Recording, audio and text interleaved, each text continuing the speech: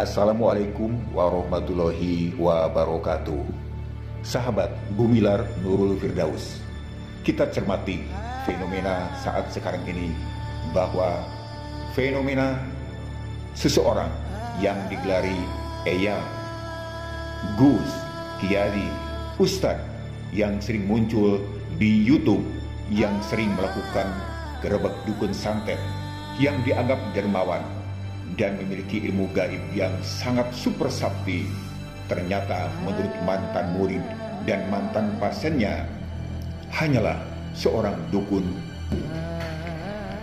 Anehnya, kebanyakan penggemar Gus tersebut adalah para pesohor dari kalangan artis, pejabat, politisi, pengacara, dan pelaku bisnis, bahkan ustadz. Ada fenomena apa di balik peristiwa ini? Fenomena kemusyrikan di tengah masyarakat, khususnya umat Islam, ternyata masih merebak, terutama dilakukan oleh mereka yang menginginkan maslahat keduniaan dengan instan, seperti kekayaan, uang, perhiasan, pangkat, jabatan, kesembuhan, dan popularitas. Sebab utama dari semua ini adalah kebodohan seseorang tentang siapa Tuhan mereka dan kebodohan mereka tentang agamanya. Akhirnya, bukan tuntunan Rasulullah SAW yang mereka jadikan jalan hidup, melainkan hawa nafsu mereka sendiri.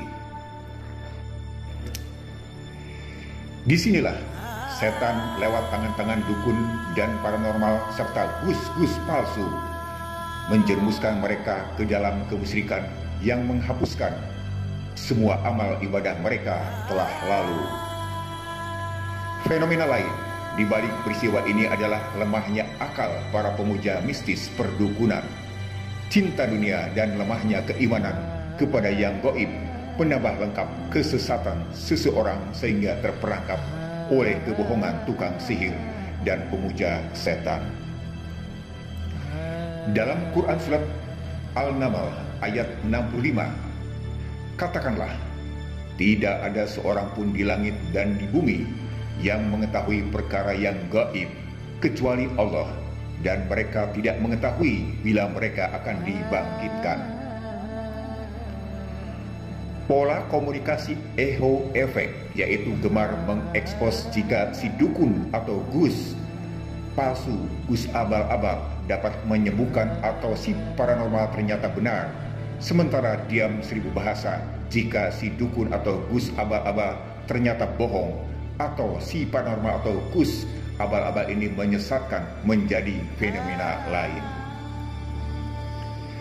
Fenomena ini mendukung merebaknya praktek perdukunan berkedok gus, berkedok ustadz, berkedok kiai, atau berkedok orang-orang pintar. Padahal hanyalah Allah saja dan tidak ada yang lain yang dapat mendatangkan manfaat dan menjauhkan dari mudarat. Quran Surat Al-An'am ayat 17.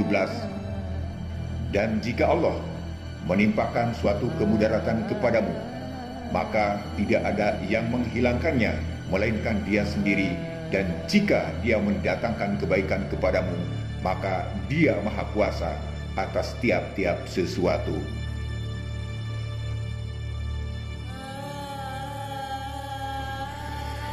Dari Abu Abbas Abdullah bin Abbas RA, ia berkata, saya pernah berada di belakang Rasulullah SAW pada suatu hari.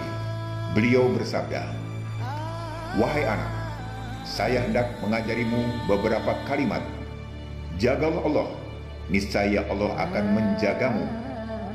Jagalah Allah, niscaya engkau mendapatinya bersamamu. Jika engkau meminta, mintalah kepada Allah. Jika engkau mengharap pertolongan, mintalah tolong kepada Allah. Ketahuilah, jika umat manusia bersatu untuk memberi manfaat dengan sesuatu, mereka tidak dapat melakukannya kecuali dengan sesuatu yang telah Allah tetapkan bagimu.